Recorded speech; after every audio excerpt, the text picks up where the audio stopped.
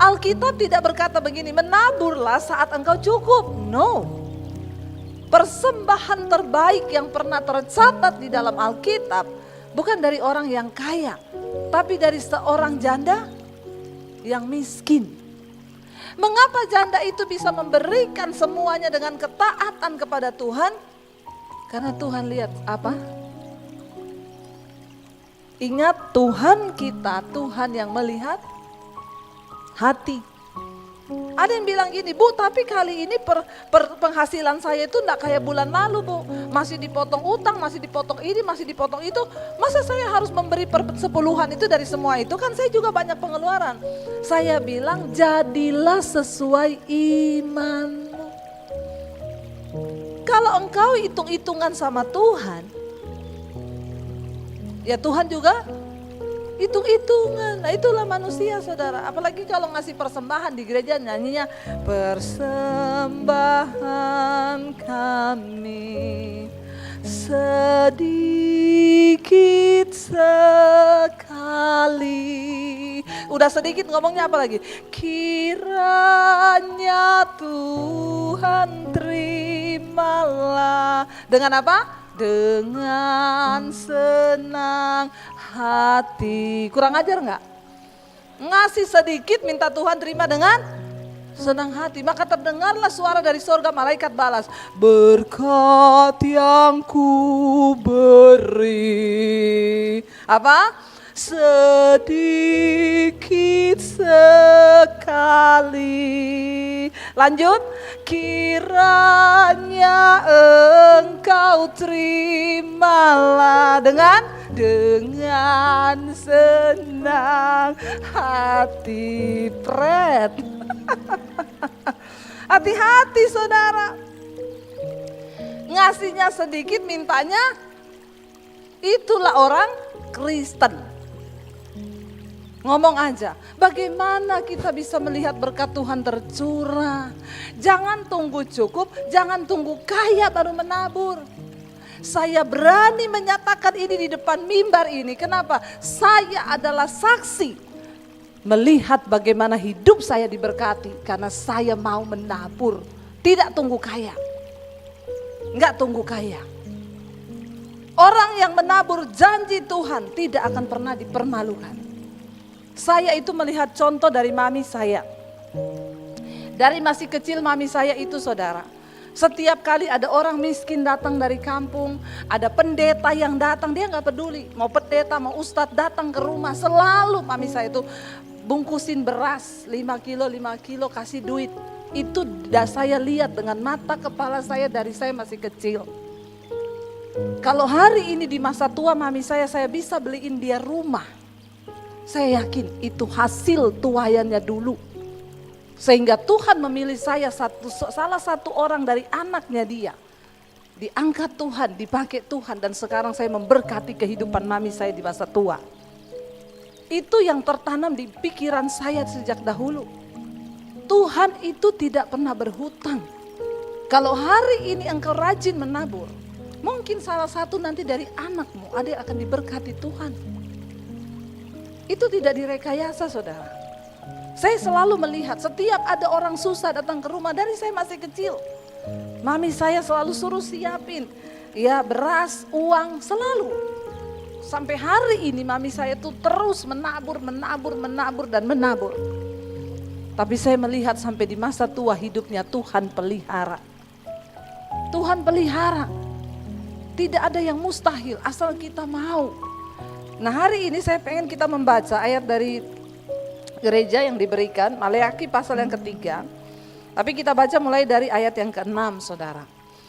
Maleakhi pasal 3 ayat yang ke-6, kita belajar dari perjanjian lama. Kenapa? Ada banyak sekali nilai hikmat yang bisa kita ambil. Ya, dari perjanjian lama itu, saudara, dan itu digenapi di dalam diri kita. Maleakhi 3 ayat yang ke-6, firman Tuhan berkata begini, saudara. Bahwasannya aku Tuhan tidak berubah, dan kamu Bani Yakub tidak akan lenyap. Sejak zaman nenek moyangmu kamu telah menyimpang dari ketetapanku dan tidak memeliharanya. Kembalilah kepadaku dan aku akan kembali kepadamu, firman Tuhan semesta alam.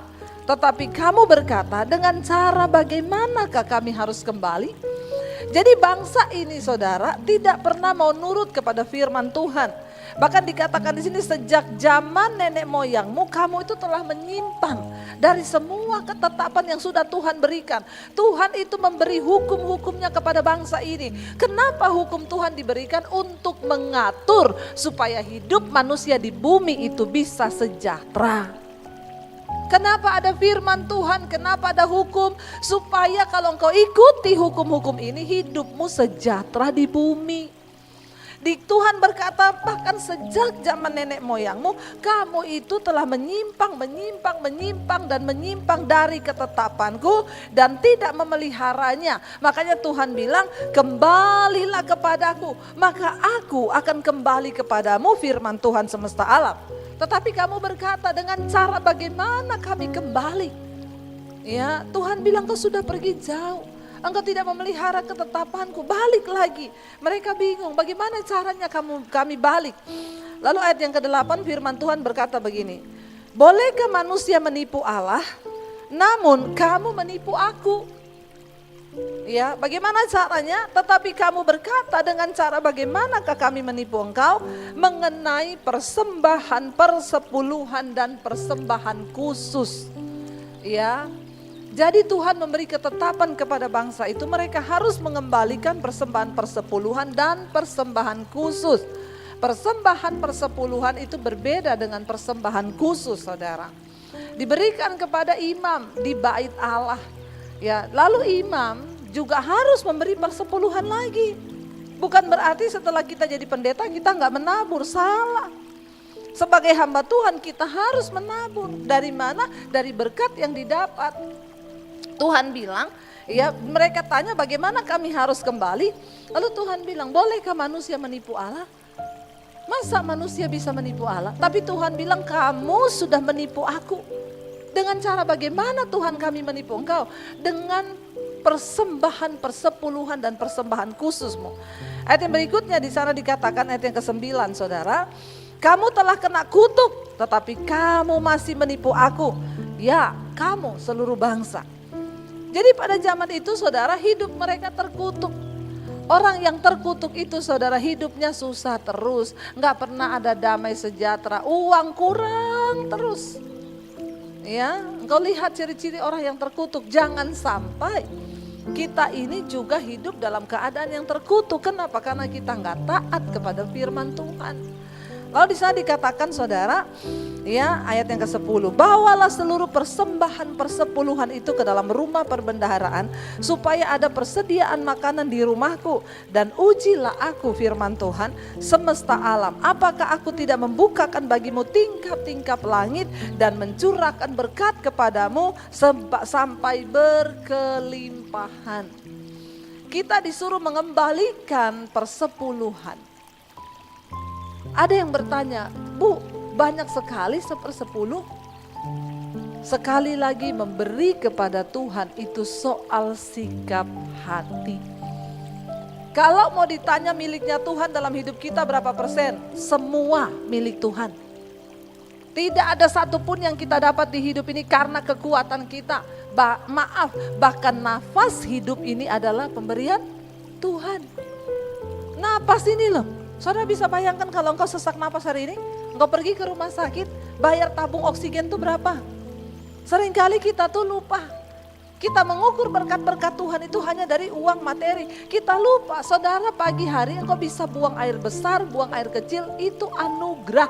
Dan itu harganya mahal. Coba kalau saudara nggak bisa buang air besar, nggak bisa buang air kecil, engkau pergi ke rumah sakit, berapa biaya yang harus dikeluarkan? Ingat, semua yang ada di hidup kita bukan hanya 10% milik Tuhan loh. Seluruhnya adalah milik Tuhan. Tapi orang Kristen tuh suka alay, yaitu tadi kalau nyanyi juga ya, alay. Ku berikan hatiku dan jiwaku, semuanya bagimu. Uangnya diminta buat Tuhan, jawabnya apa?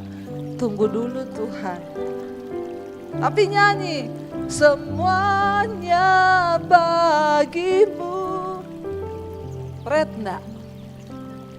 Sorry ya saudara, sorry. Kenapa keuangan kita tidak diberkati? Karena kita menjadi hamba uang. Soal memberi persepuluhan itu cuma soal sikap hati. Ada yang tanya yaitu, Bu, masa saya harus kembali persepuluhan, Bu? Ini ya, saya hitung ya, Bu, ini. Saya kembali jawab apa? Tergantung imanmu. Jadilah sesuai dengan imanmu. Karena barang siapa menabur banyak, dia akan menerima banyak. Siapa menabur sedikit, dia akan menerima sedikit. Dan jangan pernah tunggu cukup baru engkau menabur. Saya selalu bersaksikan kepada saudara, ya jangankan saudara uang banyak, orang saya pernah tinggal punya uang 50.000 kan, saya sudah saksikan di sini kan. Ada orang datang minta, anaknya sakit mau ke rumah sakit. Itu kan Tuhan lihat sikap hati kita kan.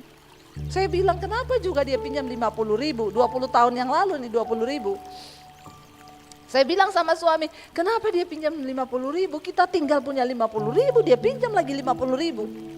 Pinjam kayak 25 biar bisa bagi dua kan.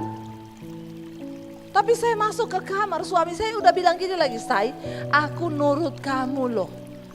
Karena imanmu itu biasanya yang nyampe, aku ndak nyampe ya. Kalau 50.000 dipinjam 50.000, imanku jujur ndak nyampe, aku ndak bakal kasih.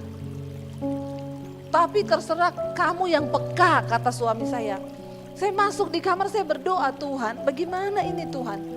Jawaban Tuhan cuma gini, kesusahan sehari cukup untuk sehari. Besok itu ada kesusahannya sendiri. Kamu gak usah pikir besok, nanti aku yang akan memberkati, Tuhan bilang. Sebab aku yang memberikan benih bagi para penabur. Benih itu dari aku, kamu cuma melakukannya aja. Saya bilang sama suami, kasih semua. Lah terus kita besok kesusahan sehari cukup untuk sehari. Nah itu kan gunanya firman toh. Tapi jangan pakai itu firman habis gajian ke mall, kesusahan sehari cukup untuk sehari. Kita habiskan uang ini, besok ada lagi susah, itu bodoh. Mencobai Tuhan itu. Ya udah tutup mata. Besoknya saudara yang pernah saya saksikan kan, saya dibalikin Tuhan berapa? 10.750.000 20 tahun lalu. Saya bilang sama suami, kayaknya kalau tadi malam kita gak menabur, kita gak lihat deh hari ini ada berkat Tuhan. Kenapa sering kali berkat Tuhan terhalang? Karena hatimu itu loh, mata duitan. Sering kali saya tuh lihat orang ya, beli barang-barang mahal buat dirinya itu, mampu loh. Tapi untuk memberkati, mengembalikan milik Tuhan, pret. Maka jangan suka nilai orang kaya itu dari merek yang dia pakai. Malah biasanya begitu-begitu pelit. Biar kalau ada yang dengar aja biar bertobat. Maaf loh saudara, maaf. Tuhan tidak melihat orang kaya itu dari apa yang dipakai. Tuhan gak lihat tasmu. Maaf kalau engkau pelit untuk mengembalikan milik Tuhan, engkau orang yang termiskin di hadapan Tuhan. Walaupun engkau pakai mobil mewah, pakai tas mewah, tas ratusan juta miliaran, tapi menabur, saiprit, masuk neraka. Saya harus bicara ini kebenaran. Ya, supaya kita ini dibukakan saudara. Tuhan melihat sikap hati kita. Karena sesungguhnya bukan 10% tok milik Tuhan. Semua yang kita miliki itu milik Tuhan. Dan sering kali orang itu menyerahkan hidup, menyerahkan jiwa. Tapi duit, sorry Tuhan, aku serahkan hidupku loh, tapi uangku aku pegang. Makanya kita gak pernah melihat keuangan kita sehat. Semakin kaya orang semakin khawatir, semakin takut. Saya banyak melayani orang kaya-kaya, hidupnya penuh dengan khawatir. Kenapa? Orang-orang begini mesti pelit. Kalau dia murah hati, dia suka menabur, tidak akan seperti itu hidupnya. Karena dia percaya pada kedaulatan Tuhan. Tuhan bilang kamu menipu aku. Bagaimana mungkin kita bisa menipu Tuhan? Lewat persembahan persepuluhanmu. Engkau tidak memberi, saudara dikatakan di sana, ya kamu telah kena kutuk tapi kamu masih menipu aku. Mereka bertanya, bagaimana cara kami kembali? Bawalah seluruh persembahan persepuluhan itu ke dalam rumah perbendaharaan, supaya ada persediaan makanan di rumahku, dan ujilah aku. Zaman dulu bangsa Israel itu disuruh membawa persembahan, dipersembahkan untuk hamba Tuhan. Perpuluhan itu untuk hamba Tuhan, yaitu imam, orang Lewi, karena mereka tidak bekerja.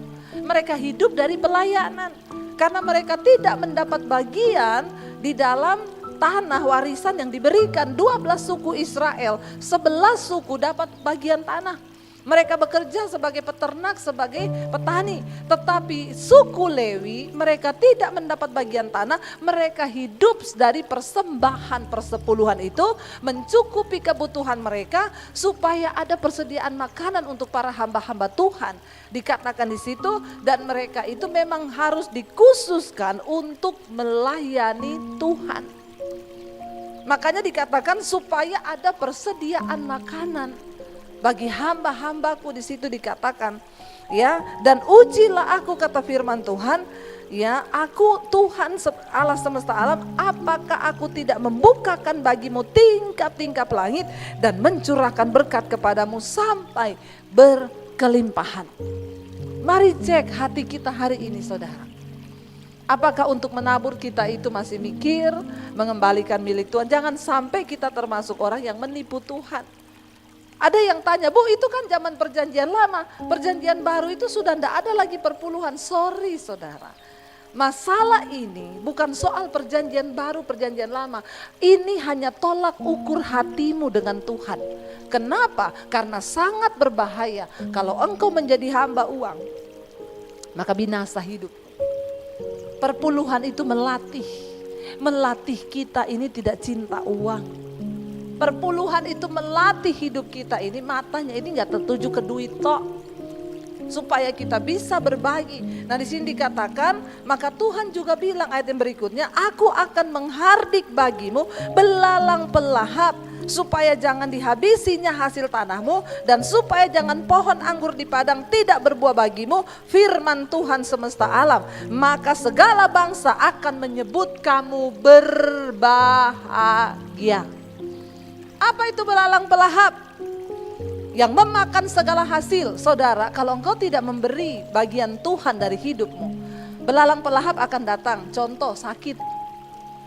Ya, engkau berusaha menggenggam nih, gajimu 10 juta, 1/10-nya itu harusnya 1 juta yang kau kembalikan bagi Tuhan. Tapi yang kau tahan, engkau pikir supaya aman, save lumayanlah 1 juta, saya kasih 100.000 aja. Saudara pikir hukum tabur tua itu enggak terjadi? Tiba-tiba anakmu sakit, berobat ke rumah sakit, biayanya 2,5 juta. Itu belalang pelahap. Tiba-tiba mobilmu kecelakaan, lalu engkau harus mengganti lebih daripada persepuluhan, itu belalang pelahap. Hati-hati loh saudara. Ada begitu banyak kerugian demi kerugian yang terjadi dalam hidup kita. Itu karena belalang-belalang pelahap. Tidak ada perlindungan atas hartamu, tidak ada perlindungan atas hidupmu. Kenapa? Karena uangmu engkau tahan, engkau pelit dengan Tuhan. Saya menyampaikan kebenaran ini supaya mata kita terbuka. Makanya banyak orang ditipu. Ya, uang yang ditabung saudara bertahun-tahun, dia simpan, dia tabung lama, dia tidak menikmati apa-apa. Dia tidak mengembalikan perpuluhan, uangnya dia tabung, ditipu orang dalam sekejap. Apalagi yang kena saham. Ya, kita juga berdoa supaya gereja-gereja tidak menimbun uang. Segala saudara ketamakan terjadi bukan cuma di umat Tuhan, kepada hamba-hamba Tuhan pun saya berbicara. Ya, uang ditimbun, saking kebanyakan uang di gereja, misi nggak pernah keluar. Akhirnya apa? Di saham. Ya, dimakan kena saham semua ratusan miliar. Itu cara Tuhan menghabisi dengan belalang pelahap. Siapa suruh engkau tidak taat kepada Tuhan? Jangan pikir gereja setelah terima persepuluhan tidak boleh keluar, harus keluar. Kita harus memberkati orang-orang berkekurangan, gereja-gereja di desa-desa, memberkati pekerjaan Tuhan. Itu harus. Maka kita lihat di masa pandemi ini gereja-gereja yang menimbun uang sampai ratusan miliar akhirnya masukin ke saham karena nggak tahu mau buat apa, dihabisi sama belalang pelahap. Jangan main-main, Tuhan itu Tuhan yang hidup, Allah semesta alam. Tidak boleh main-main dengan uang, baik jemaat, baik hamba Tuhan. Semua akan kena kepada belalang pelahap kalau kita gak setia dengan Tuhan. Sampai hari ini saya punya tolak ukur kepada diri saya. Apakah saya menabur lebih daripada keinginan-keinginan diri? Saya selalu bersaksi, beli tas 30 juta saya tidak berani saudara sampai hari ini. Saya bersaksi kepada saudara, beli utuh 1 biji tas 30 juta tidak berani saya. Tapi setiap kali menabur untuk pembangunan gereja-gereja di desa, saya tanya minggu ini berapa pengeluaran? 70 juta bu, 80 juta. Tuhan beri saya hati untuk membayar itu. Kalau beli tas dapat berapa saudara? Tapi saya sampai hari ini cuma menangis bersyukur dan bilang Tuhan terima kasih. Engkau masih beri aku kepekaan. Saya takut jangan sampai uang yang Tuhan percayakan kepada kita habiskan untuk keinginan diri kita sendiri. Dan saya sampai hari ini mau bersaksi kepada saudara, lumbung-lumbung saya terus diisi oleh Tuhan. Terus gak pernah kering, tidak pernah habis. Semakin saya menabur, semakin saudara, Tuhan itu membuka pintu-pintunya. Saya pernah bersaksi kepada saudara, saya sedang cari tanah di daerah Jawa Tengah untuk bangun sekolah misi. Kami harus menyekolahkan hamba-hamba Tuhan dari desa-desa yang miskin. Kami akan menyekolahkan gratis untuk mereka jadi hamba Tuhan. Mereka pulang ke desa untuk membangun gereja. Walaupun kecil, supaya Indonesia ini tidak dihijaukan saudara. Dan saya sudah save uang untuk beli tanah. Saya cari tanah dapat saudara, ada yang harganya cocok, izin di daerah itu susah. Ada yang saya bisa izin di daerah situ karena banyak rumah retreat, tapi harganya melambung tinggi, saya nggak bisa. Tidak pernah lelah saya dan suami setiap kali ke Solo, kami cari info, kami datang. Tidak juga ketemu. Saya bilang Tuhan, kalau ini proyek, buka jalan Tuhan. Tuhan lihat hatiku, aku mau melakukan ini. Tiba-tiba ada jemaat mesbah doa di Semarang. Ibu, saya dengar ibu mau buka sekolah misi. Saya punya tanah bu. Ibu bisa pakai 4.000 meter lebih. Silakan dipakai, ibu pakai 10 tahun. Kita kontrak sementara 10 tahun dan saya enggak boleh bayar. Enggak usah bayar, ibu pakai aja. Kemarin ketemu pemborong, saya ke Semarang, yang borong juga anak Tuhan, istrinya suka nonton mesbah doa. Yang gambar juga anak Tuhan, semua enggak ada yang mau dibayar. Saya sampai bingung, Tuhan itu enggak izinkan uang saya keluar. Saya sampai terheran-heran, Tuhan tuh ngomong gini, aku tidak cari orang yang punya uang untuk melakukan proyekku di dunia. Aku cari orang yang punya hati. Dan ternyata Tuhan tuh cuma lihat hati kita. Saya sampai meneteskan air mata saudara. Saya sampai meneteskan air mata berkata Tuhan, betapa ajaibnya engkau. Yes, aku cuma cari orang yang punya hati. Kamu gak usah mikirin uangnya. Sebab aku yang punya dunia ini. Tidak ada yang mustahil bagiku. Saya telah melihat saudara, makanya saya bisa berkata, saya bisa bersaksi. Jangan engkau jadi hamba uang, pelit. Tuhan bilang kalau engkau berani menabur saudara. Dia bilang apa? Aku akan menghardik belalang pelahap supaya jangan dihabisinya hasil tanahmu. Dan supaya jangan ada pohon anggurmu itu tidak berbuah bagimu. Saudara, orang yang pelit, ya maaf ya engkau genggam uangmu, yaitu habisnya banyak belalang pelahap datang. Entah hilang, ditipu orang ini setelah engkau hitung-hitung. Iya ya, mending aku ngasih perpuluhan ya. Ternyata nih yang keluar lebih banyak belalang pelahapnya. Kenapa engkau harus beri perpuluhan? Supaya berkatmu dilindungi Tuhan. Supaya berkatmu dilindungi Tuhan. Lalu di sini dikatakan saudara, supaya segala bangsa akan melihat engkau dan berkata, sungguh dia itu benar-benar bahagia. Kenapa? Karena Tuhan menyertai pekerjaan tangan. Amin saudara. Orang menyebutmu orang yang beruntung. Tuhan dapat melakukan sesuatu yang lebih dari logikamu. Di dalam bisnismu, pekerjaanmu, keuntungan itu Tuhan sanggup datangkan. Kalau engkau sama Tuhan gak hitung-hitungan. Coba kita baca satu ayat ya. Kita baca Matius pasal 6 ayat yang ke-24. Matius 6, Injil Matius pasal yang ke-6 ayat 24, baca bersama. Tidak seorang pun dapat mengabdi kepada dua tuan. Karena jika demikian, ia akan membenci yang seorang dan mengasihi yang lain. Atau ia akan setia kepada yang seorang dan tidak mengindahkan yang lain. Kamu tidak dapat mengabdi kepada Allah dan kepada Mamon. Satu-satunya yang Yesus sejajarkan dirinya dengan Allah itu adalah apa? Mamon, uang.